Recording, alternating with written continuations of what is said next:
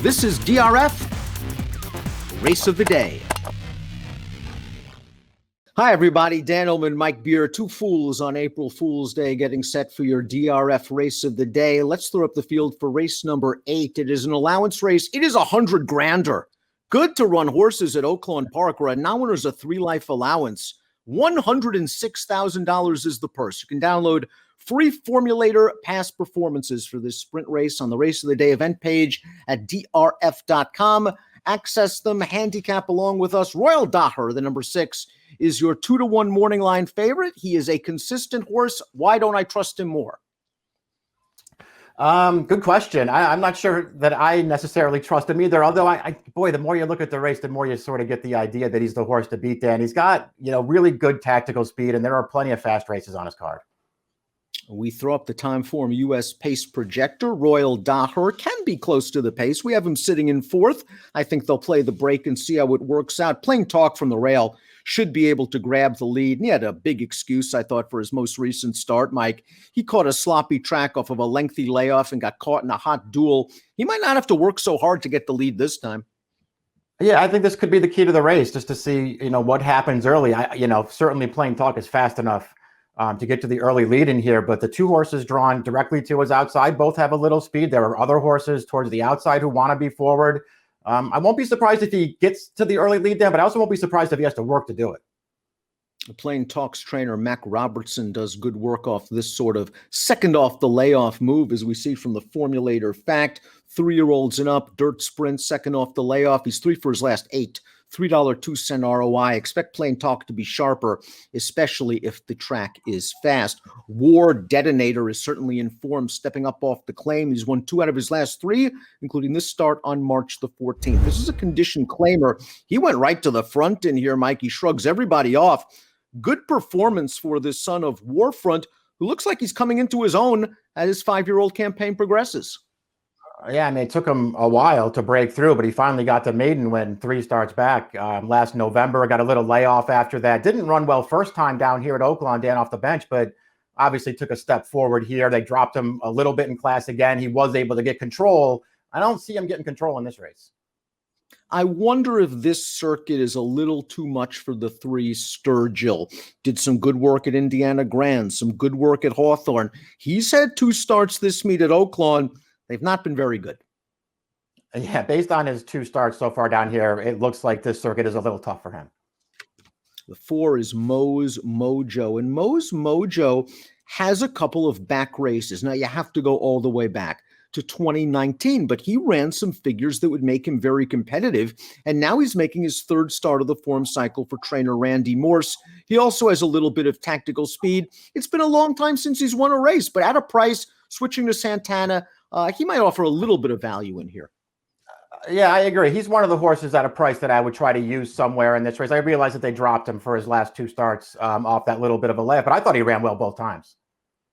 Lycan has multiple stakes placed over this surface, so he has a little bit of backability, but he's another horse that hasn't won in a long time.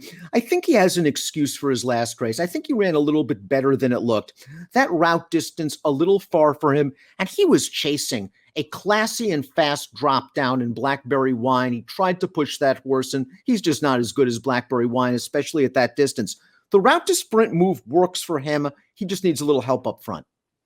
Yeah, I thought the same thing. I thought he ran fine last time, considering the race that he was in. It's probably a distance he doesn't really want. 2 back off that layoff. He did steady after the start of that race, and he wound up towards the back of the pack. That wasn't a bad place to be, Dan. The winner came from back there. The 3rd place finisher came from back there. So the trip ultimately worked out, but he did steady at the start. It was a wet track. I thought he ran fine. Royal Daher, the horse to beat from a speed figure standpoint, and from this cozy position, he might work out a really nice trip, tracking the leaders from the outside. He was very eager. It looked like Javier wanted to raid him on March the 13th, and he just pulled his way in between horses to push the winner early. I didn't like the fact that he seemed to be tiring pretty badly that last 1/8 of a mile, but he was pushing an enervating pace. He was. He does look like that. He could be a pretty difficult horse to ride, Dan. He did that last time. He also did it 3 back off the layoff, where he was right in behind, but his rider had to take a huge hold of him in there, like he didn't want to sit. and he wound up getting a little tired again at the end. I can see him in a really good spot in this race. And again, I understand why he's the morning line favorite. I just, I don't know. If he's going to be a really short price, I'll look elsewhere. This trainer's doing very well at this meet. We see the formulator fact, 3 and up, dirt sprints allowance at Oaklawn, 23%, $2.73 ROI. Skull Factor is the 7, getting blinkers for the first time, coming off a little bit of a layoff. It's been a start and stop campaign for the 7, who I still think has some upside potential. They're putting blinkers on, and maybe he could be part of the pace picture. A gate-to-wire winner at Delaware 4 starts back.